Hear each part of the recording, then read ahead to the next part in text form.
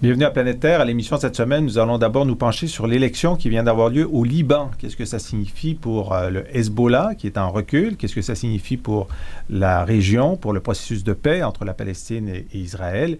Est-ce qu'il y a un effet Obama, c'est-à-dire un effet de son grand discours du Caire? On en discute avec Marie-Joëlle Zahar, politologue et directrice scientifique du réseau des opérations de paix.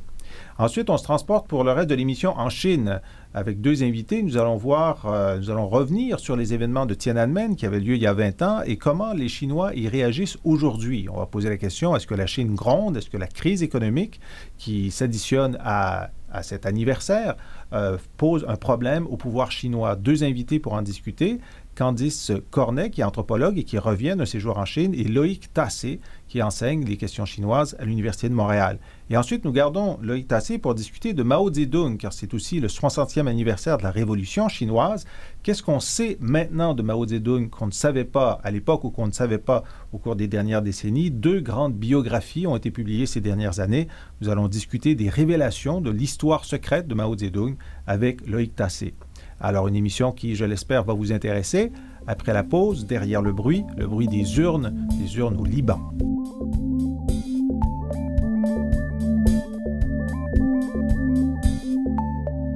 Derrière le bruit, cette semaine, on parle du bruit des urnes, parce que dans la région du Grand Moyen-Orient, on vote. On vote bientôt en Iran, on en a parlé à cette émission. On a voté en Israël au début de l'année, avec un résultat qui était problématique pour l'avenir des négociations de paix, puisqu'un gouvernement qui refuse, du moins pour l'instant, la création d'un État palestinien.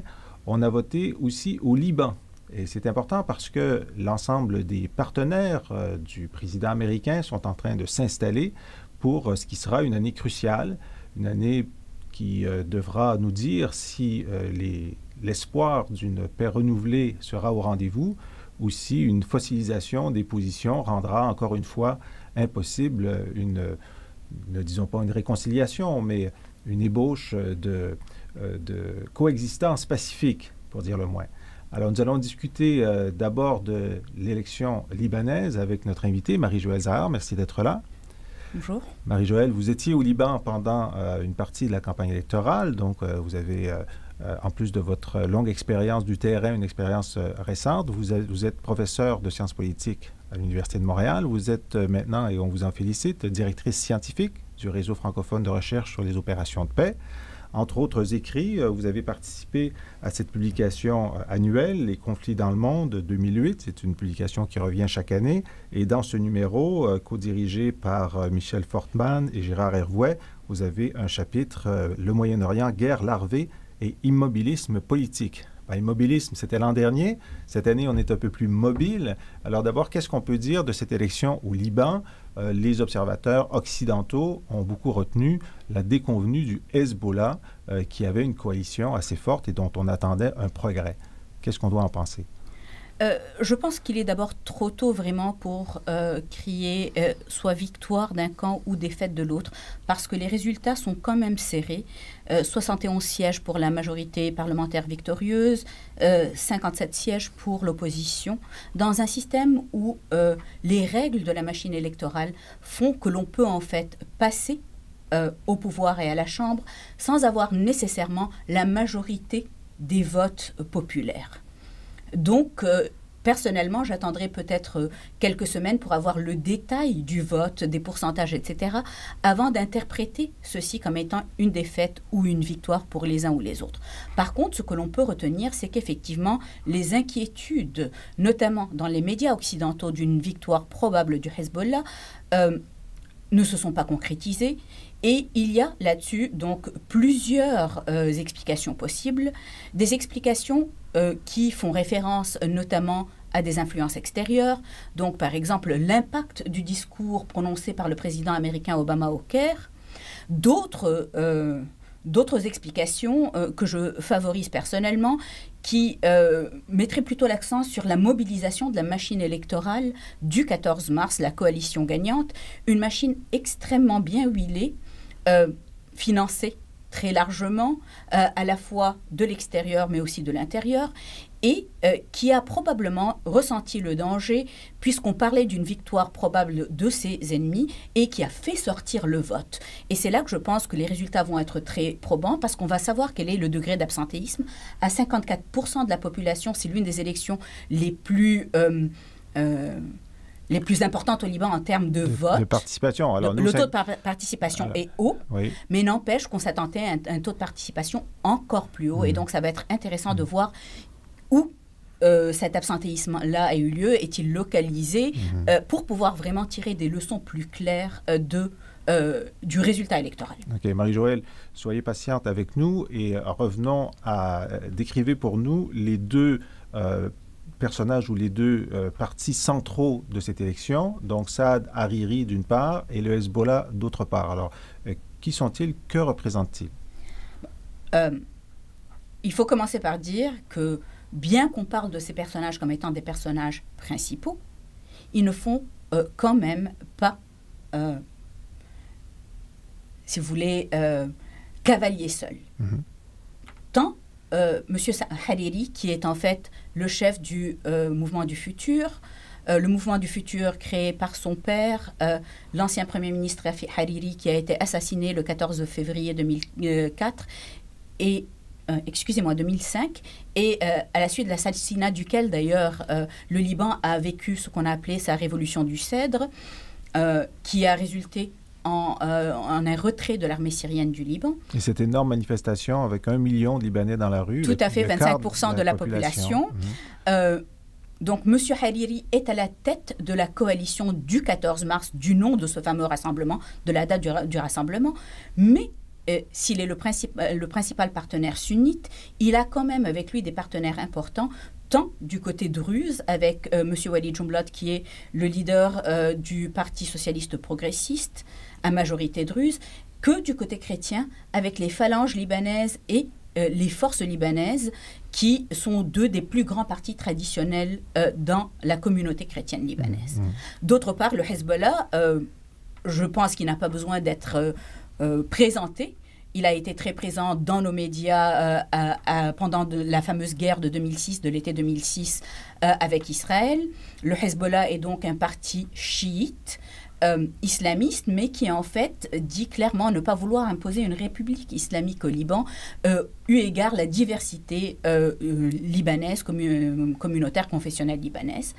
Le Hezbollah est le partenaire principal de ce qu'on a appelé la coalition du 8 mars, du nom d'un autre rassemblement dont le but était en fait de refuser l'intervention occidentale et de remercier la Syrie pour ce qu'elle a fait pour le Liban depuis les accords de Taïf jusqu'en 2005. Cette coalition-là est à dominance chiite, puisque le Hezbollah est aussi appuyé par le mouvement Amal, qui est un parti traditionnel chiite libanais, mais elle a aussi une forte composante chrétienne parce que les forces du général Michel Aoun et le courant patriotique libre du général Michel Aoun sont le partenaire principal du côté des chrétiens de cette alliance-là. Donc il y a des chrétiens dans les deux coalitions. Il y a des chrétiens dans les deux coalitions. Je dois aussi ajouter qu'il y a des petits partis minoritaires, sunnites, druzes, etc., dans l'orbite de la coalition du 8 mars. Donc de part et d'autre, ce sont des coalitions interconfessionnel, mais comme vous le disiez, effectivement, on entend beaucoup parler et de M. Hariri et du Hezbollah, donc aussi de son chef Hassan Nasrallah. Bon, alors la mise en contexte est intéressante parce que, vu d'Occident, ou de certaines parties de l'Occident, le Hezbollah est une organisation terroriste, alors que lorsqu'on le voit dans le contexte libanais, le Hezbollah, oui, a une activité armée, a une activité qui est proche des mouvements islamistes radicaux, mais a une activité sociale et politique importante, et suffisamment importante pour pouvoir diriger une coalition multiconfessionnelle, ce qui n'est pas ce qui nous vient à l'esprit lorsqu'on pense à des groupes terroristes islamiques. Il y a quelque chose de beaucoup plus complexe dans l'action du Hezbollah. Effectivement, et d'ailleurs, je pense qu'il faut souligner le fait que la plupart des actions violentes du Hezbollah, à l'exception de sa genèse, donc des premières années entourant sa genèse, sont des actions qui ont eu lieu dans le cadre de ce qu'ils considèrent comme étant, et je pense que beaucoup de Libanais seraient d'accord, une résistance nationale à l'occupation israélienne du Sud-Liban, une occupation qui avait en fait été rejeté par le Conseil de sécurité de l'ONU, qui avait passé une résolution, la fameuse résolution 425, qui déjà en 1978 demandait le retrait israélien. Le Hezbollah est considéré, je pense à juste raison, par beaucoup de Libanais, chrétiens et musulmans, comme ayant servi de résistance nationale dans un pays où l'armée n'avait ni les moyens, ni peut-être la volonté politique derrière elle pour vraiment affronter les forces israéliennes sur le territoire libanais. Alors, face au processus de paix, s'il finit par commencer, israélo-palestinien, quelle différence y a-t-il entre la politique donc, de la majorité, dirigée par M. Hariri, et de la minorité, dirigée par le Hezbollah, face à ce processus de paix? Écoutez, c'est très clair que les différences sont grandes. La coalition du 14 mars, donc la coalition gagnante, est très proche de l'Arabie saoudite, qui, vous le savez très bien, a été l'initiatrice du plan de paix arabe qui proposait à l'État d'Israël une solution globale contre le retrait des territoires occupés en 1967, avec une reconnaissance de la part de tous les pays arabes. Malheureusement, cette initiative-là est restée lettre morte, mais elle a été soulignée dans le discours de M. Obama au Caire, il y a de cela quelques jours, avec une exhortation pour les Arabes de reprendre le flambeau et d'aller un peu plus loin. Mais sur la base, il y a quand même cette idée de deux États, un État palestinien, un État israélien, côte à côte, en sécurité, et il y a le problème évidemment de la capitale, Jérusalem. Du côté du Hezbollah, c'est un peu plus difficile de cerner les choses parce que le Hezbollah a en général, et je dirais, j'expliquerai pourquoi, limiter son action au territoire libanais.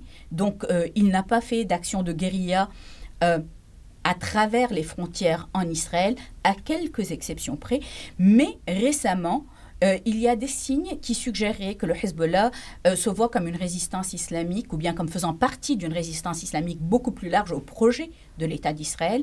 Et on se rappellera notamment le démantèlement d'une cellule financée et organisée par le Hezbollah en Égypte, qui a failli créer une grosse crise diplomatique entre l'Égypte et le Liban. Est-ce qu'on veut dire que le Hezbollah, comme le Hamas, refuse l'existence de l'État d'Israël?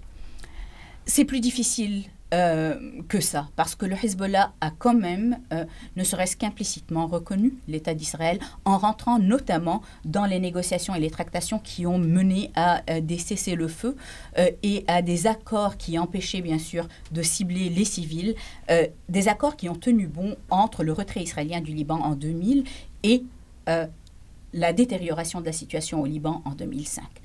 Et donc, le Hezbollah s'est montré tout à fait capable d'avoir un pragmatisme politique et sans nécessairement traiter directement avec l'État d'Israël, traiter indirectement avec l'État d'Israël par le biais notamment de puissances occidentales médiatrices dans cette situation-là. Et on pourrait dire aussi dans d'autres, notamment la question de libération d'otages, etc., où l'Allemagne a joué un rôle très important. Alors, il y a un autre acteur capitale dans la région, c'est l'Iran. Alors, on a souvent dit, bon, l'Iran a financé le Hezbollah, est-ce que le contrôle, le manipule, etc. C'est plus compliqué que ça, mais quand même, le Hezbollah est un allié de l'Iran. Bon, on saura bientôt si les Iraniens choisissent un nouveau président plus modéré ou garder le président conservateur Ahmadinejad, mais est-ce que la défaite relative du Hezbollah n'est pas aussi un affaiblissement de la position des durs iraniens? Elle peut clairement être interprétée comme un affaiblissement de la position des durs iraniens. Par contre, comme vous le soulignez tout à l'heure, dans votre propre intervention, le Hezbollah n'est pas une marionnette de l'Iran. Les liens sont beaucoup plus complexes, même s'ils sont très étroits et assez vastes en termes de liens politiques, économiques et autres. Donc je pense que tirer de la défaite électorale du Hezbollah et de ses alliés des leçons directes pour l'Iran serait peut-être un peu trop présumé d'une sorte de causalité qui n'existe pas.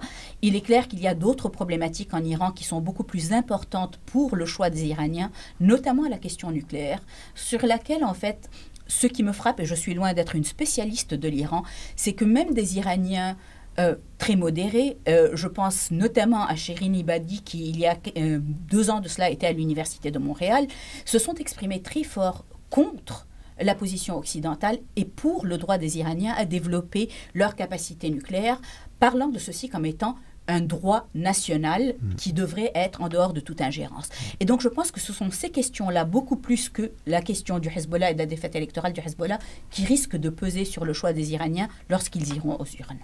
Alors, parlons des urnes. Il y a eu donc cette élection au Liban dont les observateurs disent que c'est une élection qui a été correcte, qui a été pour l'essentiel démocratique, faite, qui est la réelle expression de la volonté populaire. Il y a en Iran donc une élection, on verra comment ça se déroule, mais il y a eu un débat télévisé entre les deux candidats présidentiels avec une franchise jamais vue depuis très longtemps. Je dis à la chute du Shah, mais bien avant. Donc une expression de la démocratie. Est-ce qu'on peut dire qu'il y a de réels progrès de l'attitude démocratique, de la pratique démocratique au Moyen-Orient, ou ce sont deux cas qui sont isolés? Je ne pense pas que ce sont des cas isolés. Je pense par ailleurs que la pratique démocratique était déjà présente, mais avec de sérieux aléas dans non seulement ces deux cas, mais dans d'autres cas aussi. Je pense qu'au Liban, on peut tout à fait être d'accord sur le fait que l'élection était libre et transparente le jour même, mais il y a eu de sérieux vices avant, et il reste à savoir comment les vainqueurs vont traiter les vaincus par la suite. Alors, par contre, je pense que ce que ça nous montre, c'est notre capacité en Occident de faire ce que M. Obama nous disait, c'est-à-dire de comprendre que la démocratie, c'est en fait l'expression de la volonté populaire et que celle-ci peut se faire selon des modalités différentes de notre propre modèle. Et c'est là que je pense qu'avec cette perspective-là, on pourra interpréter les choses au Moyen-Orient avec beaucoup plus de nuances et voir des choses que nous avions par le passé, peut-être malheureusement, la tendance à ne pas voir ou bien à essayer d'ignorer. Marie-Jo Zahar, vous savez qu'on termine ces entrevues avec une plage musicale. Qu'est-ce que vous nous suggérez et pourquoi? Je vous suggère Marcel Khalife, un grand chanteur engagé libanais, et sa chanson Ode to a Homeland, ou bien Tusbihuna ala Watan en arabe. Et en fait, parce que c'est une chanson qui reflète à la fois mon optimisme et mon pessimisme par rapport aux résultats électoraux, comme je le disais tout à l'heure, tout dépendra de la capacité des Libanais d'aller au-delà de l'élection et de travailler main dans la main pour bâtir un pays, plutôt que d'essayer mutuellement de se marginaliser. Marie-Jo Zahar, merci beaucoup pour votre éclairage sur cette situation complexe mais fascinante. Et on écoute grâce à vous Marcel Khalife, Ode à un pays. عندما يذهب الشهداء إلى النوم أصفو وأحرسهم من هواة الرثاء وأقول لهم. En profondeur cette semaine, on va parler de la Chine. On en a beaucoup parlé depuis un an. Il y a eu les Olympiques, il y a eu le tremblement de terre, il y a eu le Tibet et il y a eu, ces jours derniers, le 20e anniversaire des événements de Tiananmen, un événement qui a marqué l'histoire récente de la Chine, qui a un peu figé la façon dont les Chinois avaient décidé de gouverner ce pays, c'est-à-dire politiquement d'une main de fer, mais avec une croissance économique qu'ils souhaitaient soutenue. Est-ce que cet équilibre tient 20 ans après? Nous allons en discuter. Et qu'est-ce qui s'est passé il y a 20 ans? Nous allons en discuter avec deux invités. Candice Cornet, merci d'être avec nous. Merci. Alors, Candice, vous êtes professeure d'anthropologie à l'Université de Montréal. Vous vous intéressez aux régions, aux ethnies chinoises et vous êtes de retour d'un séjour en Chine. Et avec Loïc Tassé, merci d'être là. Bonjour.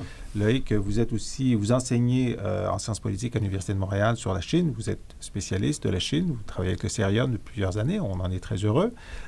Et vous allez régulièrement en Chine. Bien sûr. Et vous y étiez il y a 20 ans au moment des événements de Tiananmen. Alors, racontez-nous, qu'est-ce qui a fait que vous y étiez et qu'est-ce que vous y avez vu? À l'époque, j'étais étudiant à la maîtrise. En fait, c'était la première année où j'étais en Chine. J'étais à l'école des langues de Pékin pour apprendre le chinois. Et je suis arrivé dans un pays où je m'attendais en fait à avoir un espèce de goulag stalinien en me disant tout sera gris, les gens parleront peu ou pas du gouvernement, etc. Et au contraire, je suis tombé dans une atmosphère d'ouverture politique absolument extraordinaire. Les étudiants parlaient tous de politique, parlaient tous de démocratie, étaient avides de savoir comment fonctionnaient nos modèles occidentaux. Il y avait une ouverture extraordinaire et on sentait qu'il y avait quelque chose qui grouillait vraiment dans la société chinoise. Je devrais dire surtout dans les grandes villes et parmi les étudiants.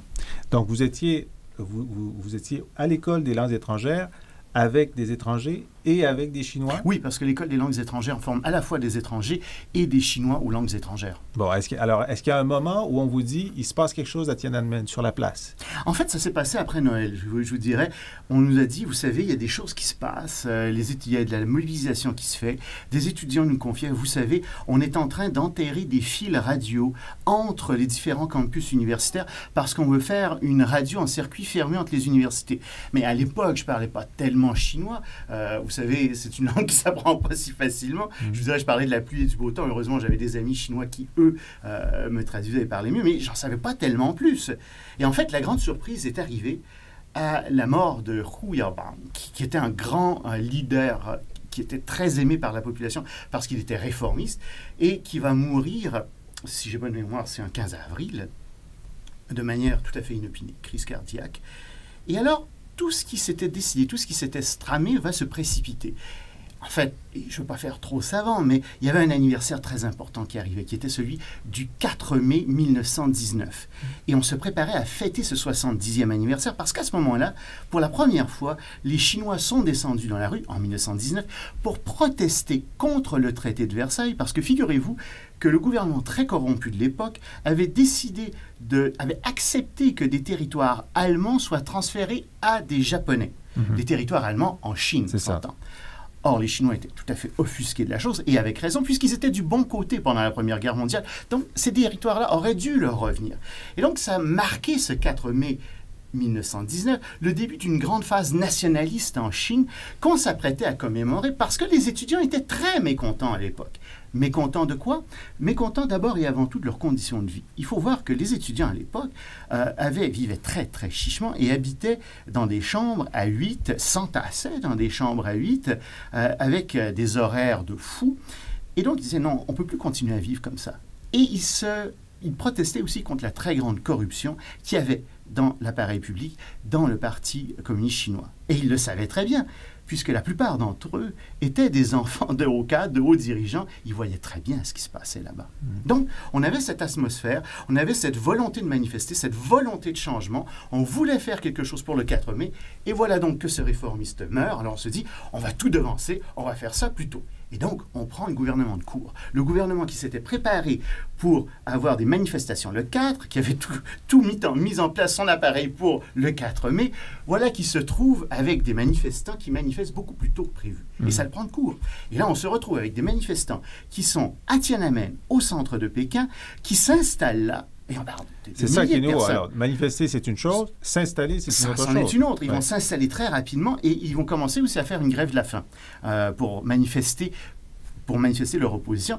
Et donc, bon, c'est les grèves de la faim. Ils font une grève de la faim, ils cessent de manger, mais dès que quelqu'un tombe en état d'inanition, il est immédiatement mis dans une ambulance et puis, hop, on l'envoie à l'hôpital. On lui donne à manger, exactement. On le met sur et puis, éventuellement, il revient à la place. Mais c'est très dramatique tout ça parce qu'il y a des ambulances constamment qui partent aux quatre coins de la ville avec des étudiants.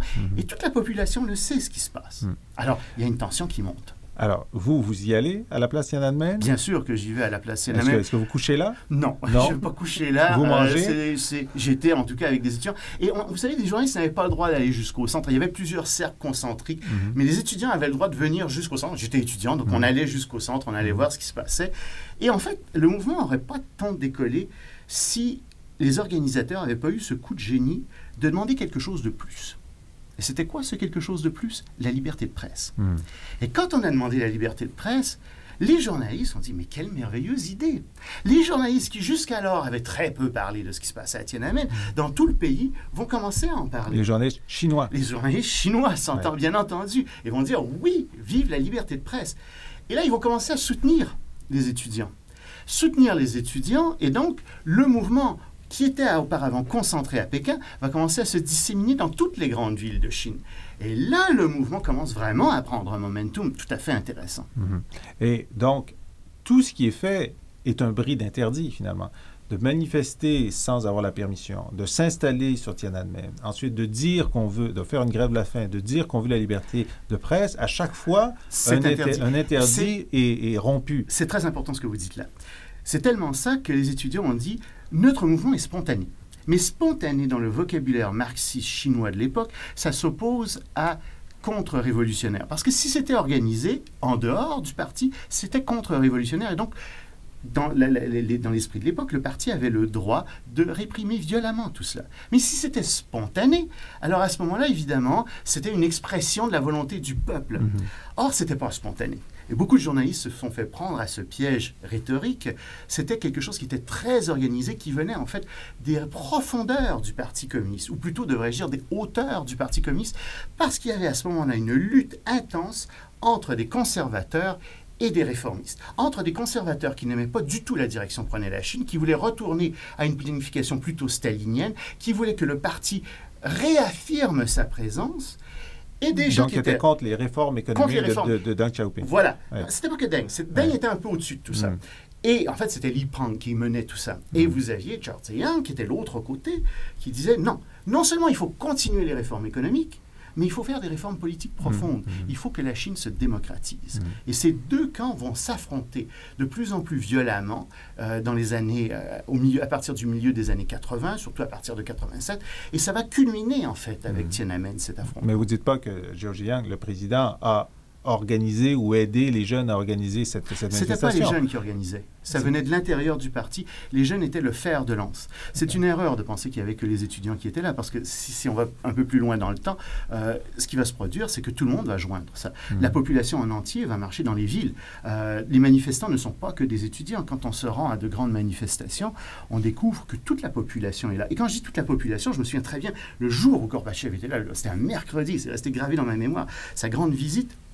Je me souviens d'être allé voir cette grande manifestation où il y avait au moins 1 million de personnes, peut-être plus que ça. Il faut imaginer cette foule immense qui traverse une des plus grandes avenues de Pékin, qui va jusqu'à la place Tiananmen et qui revient ensuite. Mais c'était, vous savez, le boulevard René-Lévesque, là, imaginez 2 fois le boulevard René-Lévesque, imaginez un flot de personnes qui se déplacent prenant toute la place du boulevard René-Lévesque vers Tiananmen et qui revient ensuite en sens inverse. Mais il revenait en sens inverse et je pouvais lire les bannières. Alors, vous aviez toutes sortes de gens. Vous aviez, par exemple, à l'époque, les représentants des vendeuses de crème glacée qui étaient là. Tiens, c'est intéressant. Et puis, j'étais avec une amie chinoise qui traduisait pour moi, donc je suis vraiment sûr de la traduction. Les chauffeurs de taxi étaient là. Tiens, c'est intéressant, les chauffeurs de taxi. Les avocats étaient là. Les avocats de Pékin. C'est vraiment intéressant.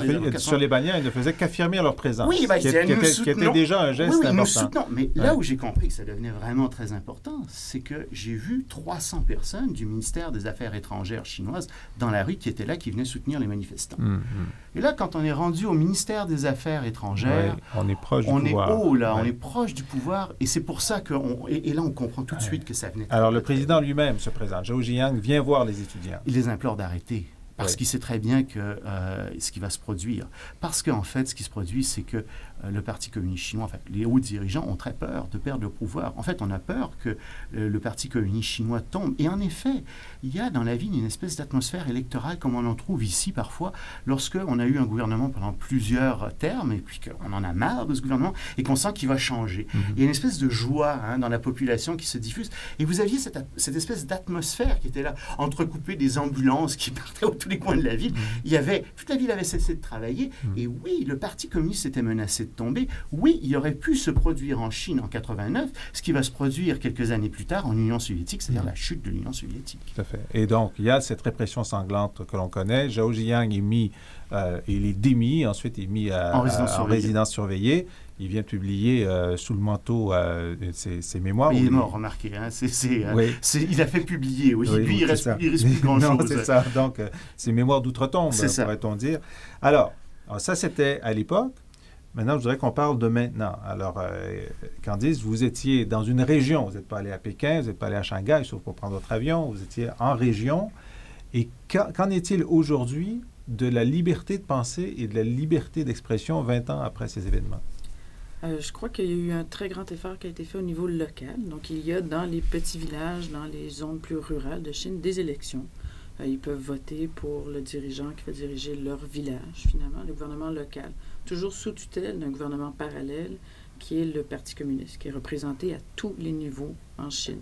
Donc, le gouvernement se dédouble au niveau local tout le temps. Et le dernier mot, c'est le Parti communiste. Mais c'est possible que le candidat souhaité par le Parti communiste soit battu dans une élection locale? C'est possible. Et il va rester en poste jusqu'à temps qu'il fait quelque chose qui ne plaise pas. Oh non, non, c'est un peu plus compliqué que ça aussi. Probable. Parce que j'ai vu ces cas-là et ce qui se produit, c'est, vous avez tout à fait raison, il va rester en poste, mais ce qu'on fait, c'est qu'à ce moment-là, on le vide de l'intérieur de tous ses pouvoirs.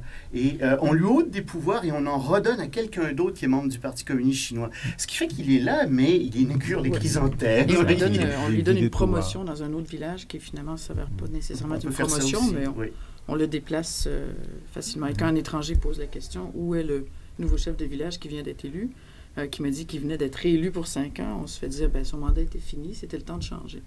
Donc, il y a quand même, oui, il y a un effort de démocratisation, mais jusqu'à quel point est-ce que c'est concrétisé? J'ai plusieurs villageois qui ont envoyé des lettres, des pétitions, où ils ont signé au gouvernement à Pékin, au gouvernement provincial aussi, donc dans la province du Guizhou où je travaille, et que j'ai jamais eu de réponse. Donc, ça s'est rendu, mais probablement pas dans les bonnes mains. Et je me suis fait dire par des amis chinois, c'est parce qu'ils ne savent pas comment écrire une bonne lettre qui va capter l'attention. Bon, c'est des fermiers qui veulent se plaindre de leur situation, donc on ne leur demande pas d'être des élites des universités comme à Pékin qui lancent des Oui, Candice a bien raison. Et en plus, il faut voir qu'on parle de plus de 80 000 manifestations par année en Chine. Donc, 80 000 mouvements qui éventuellement veulent se faire entendre du gouvernement central. Alors, vous imaginez la tonne de courriers, de correspondances qu'ils reçoivent. Et en effet, ça ne doit pas être une mince affaire que d'arriver à se faire distinguer parmi ces plus de 80 000 manifestants. Mais entre eux, donc, on avait acquis la conviction que ces dernières années, on ne pouvait pas s'organiser contre le pouvoir, ça c'est sûr. La liberté de presse, c'était un genre de ligne mouvante où il y a des audacieux, il y en a qui sont arrêtés, mais il y en a qui sont là quand même. Mais que à la maison, dans la famille, on peut critiquer le pouvoir sans se faire arrêter. Est-ce que c'est toujours le cas? Ça se fait un petit peu plus, je dirais, que depuis... ça fait peut-être 2-3 années. Je pense que ça commence un peu à être un peu plus libéré. Donc, ma très bonne amie là-bas, qui fait partie du Parti communiste, commence, elle, à être critique. Parce qu'elle commence à penser à faire un doctorat et à voir qu'elle ne pourra pas faire son doctorat comme elle le veut si elle le fait en Chine. Donc, il commence à y avoir ça. Mais par contre, moi, dans les dernières semaines où j'étais en Chine, je n'ai pas entendu parler du tout de la place Tiananmen. C'est ça. Alors, donc, vous êtes là au moment du 20e anniversaire, quelques jours avant.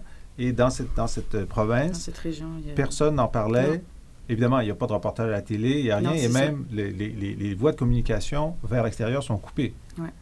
Hotmail, Facebook. Ce qui est typique, à chaque fois qu'il y a un gros événement en Chine, on n'a plus accès à certains sites Internet. Mais il y a une amnésie collective sur un certain nombre de choses. Entretenue, évidemment, le grand bond en avant, qui a été une catastrophe, on n'en parle pas beaucoup. La révolution culturelle, oui, c'est sorti à la fin des années 70, mais on n'en parle pas beaucoup. En fait, chaque fois que le gouvernement communiste fait une gaffe, on n'en parle pas, puis on espère que ce sera oublié. Évidemment, 89... difficile à oublier, surtout quand la presse étrangère se charge de le rappeler constamment.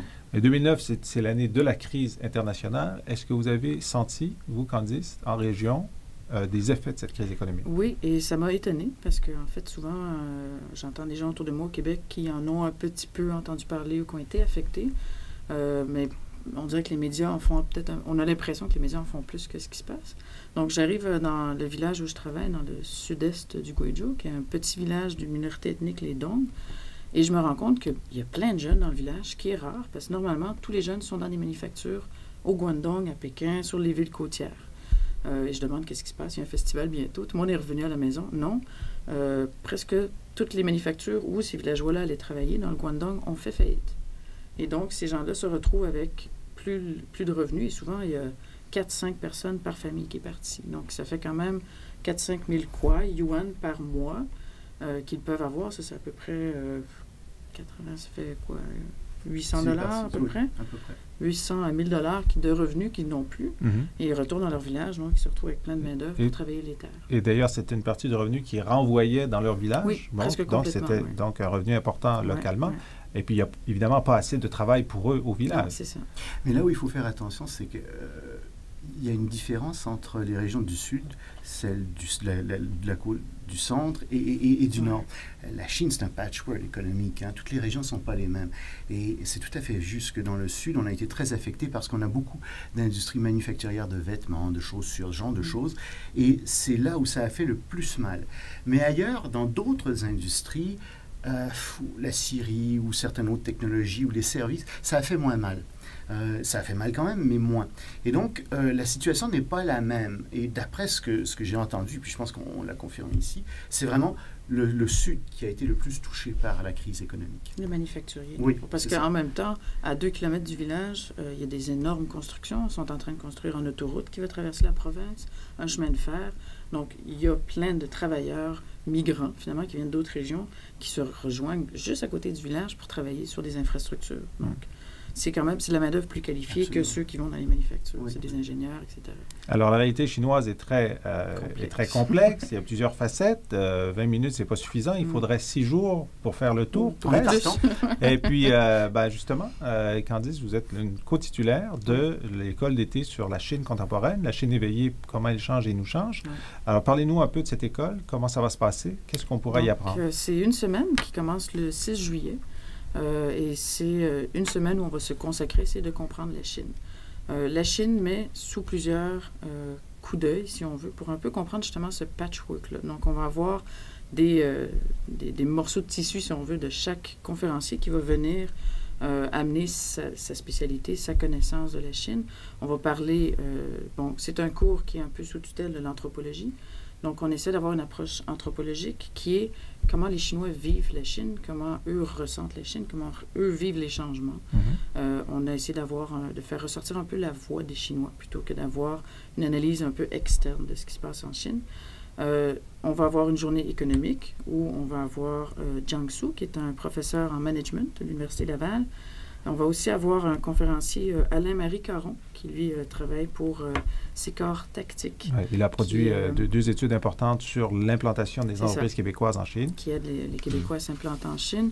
On va avoir aussi, comme l'anthropologie s'intéresse beaucoup aux minorités, aux groupes ethniques, on va avoir toute une journée sur la question tibétaine, bien sûr, mais toutes les autres minorités qu'on oublie souvent et qu'on ne parle pas souvent et qui ont beaucoup de revendications, autant que le Tibet, mais qui n'ont pas peut-être la chance d'avoir l'attention médiatique de l'Occident comme les Tibétains l'ont.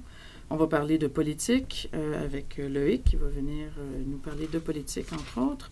On va aussi avoir une journée géographie, une journée loisirs, parce que les loisirs est quelque chose qui commence vraiment à se développer. Il y a une classe moyenne incroyable en Chine qui a vraiment énormément d'argent. Le tourisme se développe, le loisir, le jeu. Donc, on va vraiment essayer de couvrir plein de petits aspects différents de la Chine pour que les étudiants et les personnes qui participent à cette semaine-là arrivent à avoir une idée de ce qu'est la Chine, mais pas une idée homogène, comme la population chinoise est très loin d'être homogène, une idée un peu de toutes les différentes complexités qui s'y jouent et que ça puisse ouvrir des portes à peut-être aller fouiller un peu plus différents domaines qui les ont intéressés au courant de la semaine. Et Loïc, vous allez essayer, vous avez la tâche d'ouvrir en donnant une vision d'ensemble de la Chine en 2009 et puis un peu de répondre à la question, la Chine gronde-t-elle 20 ans après Tiananmen? Alors, je ne vous demande pas de répondre maintenant parce que je veux que les gens viennent à l'école pour savoir quelle est la réponse et on peut avoir les informations et s'inscrire sur le site cerium.ca. Alors, c'est tout le temps que nous avons. Candice, je vous ai demandé de trouver une plage musicale qui aurait un lien avec notre sujet et vous avez trouvé quelque chose d'assez original. Qu'est-ce que c'est? Oui, en fait, j'ai trouvé... Mara Tremblay a fait une chanson qui s'appelle « Le Voyage » sur... c'est pas son dernier CD, je pense que c'est son avant-dernier, qui s'appelle « Nouvelle Lune », qui a une connotation très chinoise, c'est instrumental. Je trouve que c'est une magnifique chanson que j'ai écoutée souvent et qui me ramène un peu la nostalgie chinoise. Donc, je voulais présenter une Québécoise qui amène un peu de chinois au Québec. Très bien. Alors, Loïc Tassé, merci beaucoup d'avoir été là. Merci. Candice Cornet aussi, merci pour vos réponses, Merci. votre témoignage. Et on écoute, grâce à vous, Mara Tremblay, une pièce musicale, Le Voyage.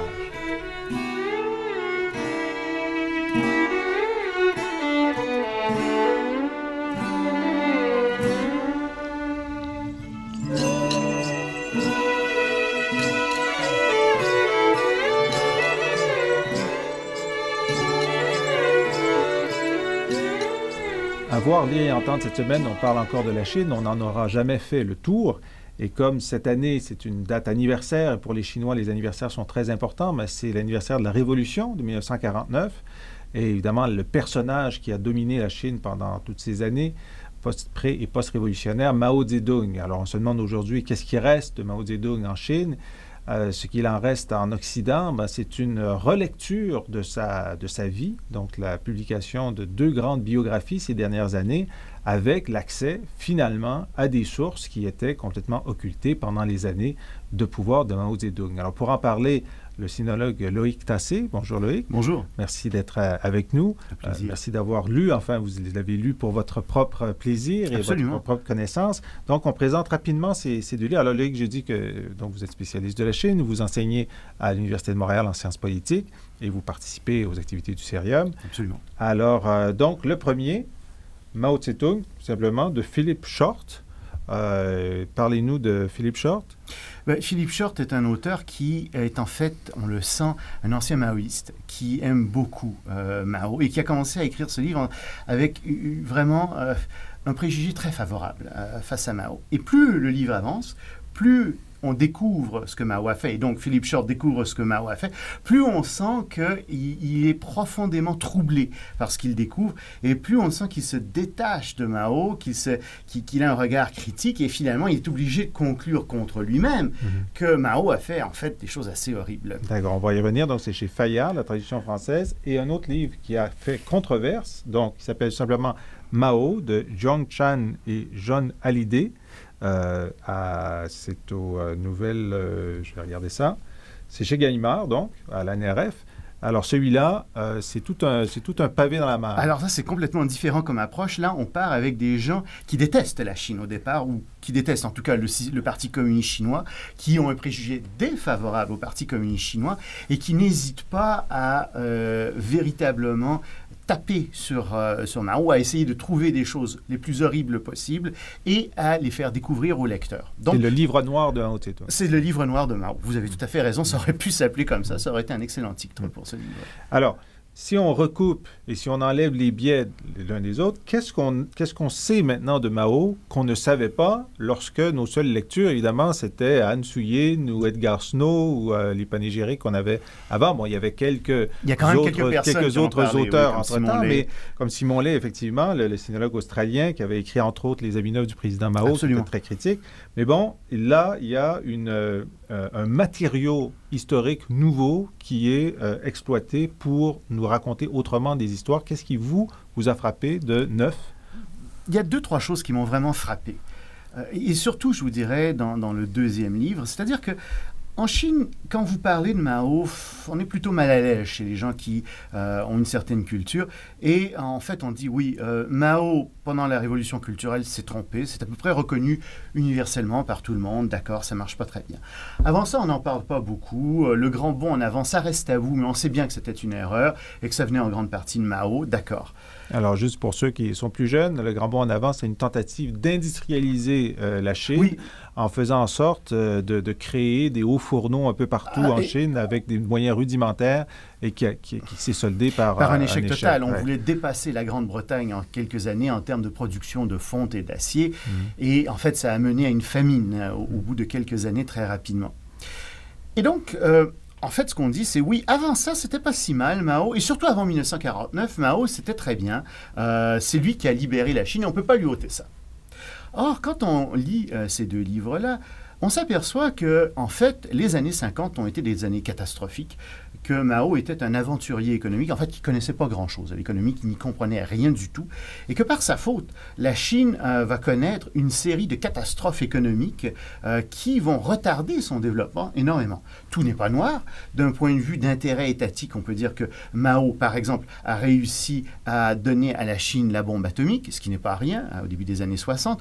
Plus que ça, il a réussi à opérer un rapprochement avec les États-Unis alors que la Chine était l'ennemi du monde entier et surtout de l'Union soviétique, ce qui n'est pas rien non plus. Mais en fait, de manière générale, la société chinoise en 1976 est à ce point mal en point que les dirigeants, Deng Xiaoping à l'époque, entre autres, qui émerge, je pense que la Chine risque de littéralement s'effondrer. Pensons-y très rapidement. La production agricole est en train de tomber de manière exponentielle, alors que la population augmente de manière exponentielle. Les industries sont toutes désuètes. Bref, ça va très mal. Donc ça, c'est l'héritage économique de Mao. Ça, on le savait quand même plus ou moins. On se doutait que ça allait très mal. Mais en fait, la plupart des Occidentaux disaient, oui, avant 1949, c'est pas si mal, Mao. C'est ça, c'est celui qui a fait la théorie de prendre les campagnes avant les villes et qui avait établi, pensait-on, un lien très fort avec les paysans, et les paysans soutenaient Mao. C'est l'image qu'on en avait. Contrairement à Marx, contrairement à Staline et Lénine, il disait, oui, on peut faire, les paysans sont une classe révolutionnaire et on peut faire la révolution avec les paysans. Les campagnes peuvent encercler les villes. Bon, tout ça c'est très joli, mais dans les faits, quand on regarde ce qu'il a fait, on se rend compte qu'à l'intérieur même du Parti communiste chinois, et ça très tôt, dès le début des années 30, Mao s'est comporté comme un dictateur sanguinaire. Et j'utilise le mot sanguinaire à bon escient. Il a littéralement éliminé tous ses opposants d'une manière épouvantable, en les faisant torturer, et parfois même, semble-t-il, en prenant plaisir à savoir qu'ils se faisaient torturer. Et donc là, il y a tout un personnage qui émerge, qui se résume par cet aphorisme qui est justement dans le livre, qui est l'espèce de devise de Mao, « Faites aux autres ce que vous n'aimeriez pas qu'on vous fasse ». Et d'ailleurs, sur cette question des villes et des campagnes, enfin, si on en croit ces récits, en fait, Mao était celui qui voulait prendre les villes. C'était ses opposants qui préféraient encercler. Ensuite, il s'est donné le crédit d'avoir pris cette technique, mais qui lui a été imposée. Vous faites très bien de le souligner. Toutes les œuvres de Mao, bon, ça on le savait, n'ont pas été écrites par Mao. Il y avait des gens qui écrivaient pour lui, entre autres Deng Xiaoping. Mais c'est lui qui arbitrait le contenu de tout ça. Et en effet, il s'est lourdement trompé à plusieurs reprises, mais on a réécrit ses œuvres, on a réécrit tout ça pour le faire paraître comme étant le grand génie qui guidait le peuple. Et donc, il y a vraiment une construction derrière Mao qui ne correspond pas du tout à la réalité. Ouais. Et puis, enfin, il y a des détails choquants, je ne sais pas s'ils sont vrais, mais par exemple, de dire que la longue marche, donc qui a vraiment existé, eh bien, Mao Tse-tung, lui, était porté sur un lit par d'autres soldats qui le portaient et qui, eux, avaient mal aux pieds, les pieds ensanglantés en montant les montagnes et tout ça, mais que Mao, lui, il a fait la longue marche couché. Oui. C'est extraordinaire. C'est ce genre de choses. Ou encore, on sait que lorsqu'il y a eu ce fameux traité qui a été négocié entre l'Union soviétique et la Chine en 1950, traité qui d'aide à la Chine, Mao a consenti aux Russes le privilège d'extraterritorialité. Et pour ceux qui ne savent pas ce que c'est, ça signifie que des étrangers russes, donc, peuvent être jugés en Chine suivant des lois qui ne sont pas chinoises, qui sont extraterritoriales, qui sont russes, en l'occurrence.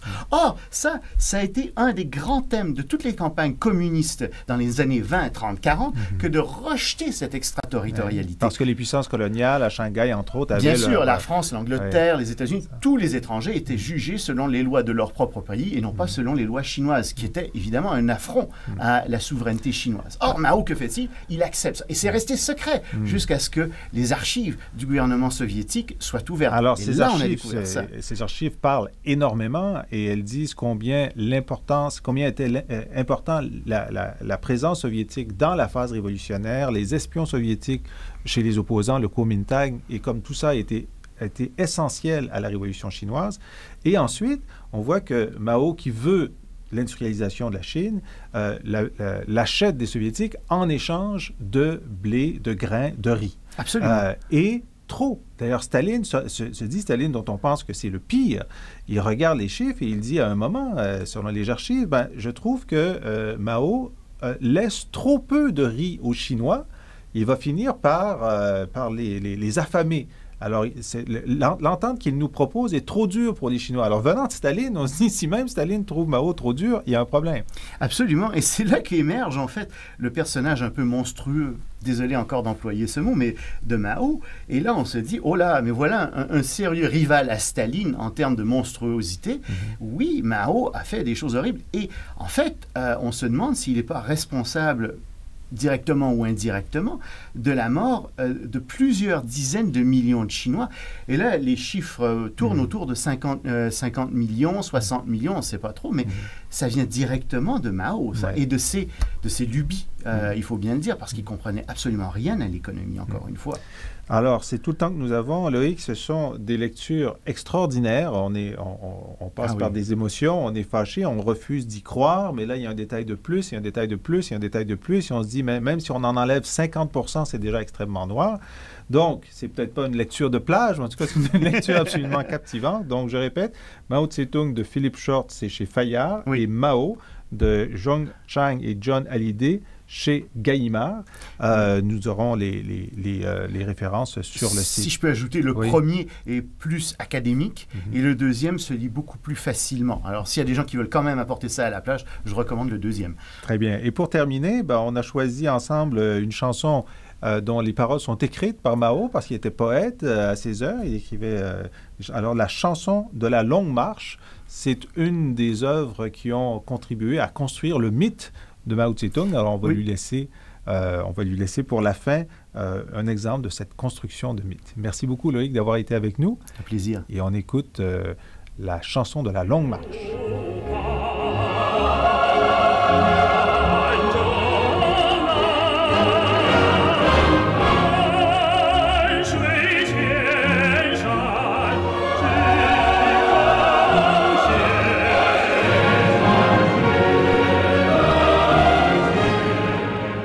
C'était notre émission pour cette semaine. Merci d'avoir été avec nous.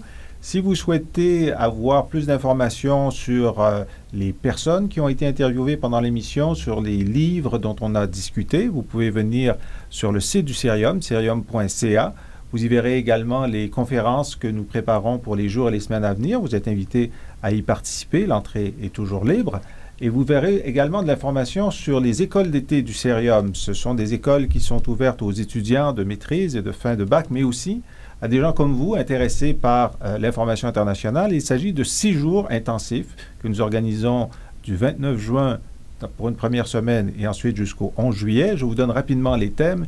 La présidence d'Obama, l'an 1, Inde, surprenante modernité, la Chine éveillée, comment elle change et nous change, pluralisme et radicalisation dans le monde arabo-musulman, terrorisme, le comprendre pour le prévenir, opération de paix, comment on construit la paix, et nous offrons 2 séminaires sur des questions environnementales. D'abord, une introduction au droit international du changement climatique, puis la biodiversité, enjeux et défis. Dans chacune de ces écoles, les professeurs de l'Université de Montréal, leurs collègues internationaux, une dizaine d'experts en tout pour chacune des écoles vous aident à comprendre l'ensemble de la situation, du thème ou de la région choisie. Merci à vous d'avoir été là, je ne le dirai jamais assez, à la fois sur le réseau de Radio Ville-Marie ou au Canal Savoir. Vous pouvez également revoir cette émission et les précédentes sur le site du Cerium. Et merci à l'équipe technique Luc Laflamme, Jocelyn Spronken et Ongyang Guerriev. À la semaine prochaine.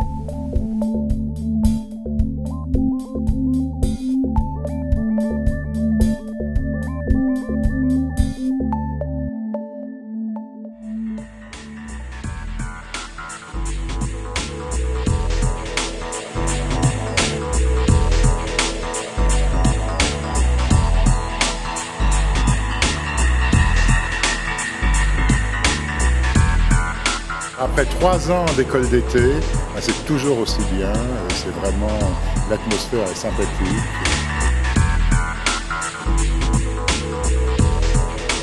C'est une chance vraiment unique pour nous de pouvoir essayer de parsemer encore plus notre éducation.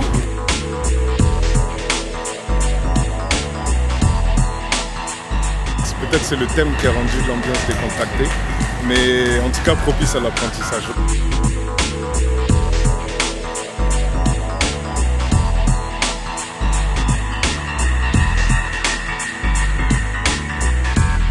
J'apprends énormément de choses sur mon propre travail. Je trouve que c'est enrichissant. Et les messages, les nuances qu'on essaie de faire passer sont vraiment très très bien intégrés par les étudiants. Au bout d'un moment, il se crée une espèce de communauté, ce qui fait qu'on a un certain nombre de questions qui, même si elles ne sont pas au programme, viennent traiter dans le cadre des discussions. Je me rends expert moi-même en faisant ça.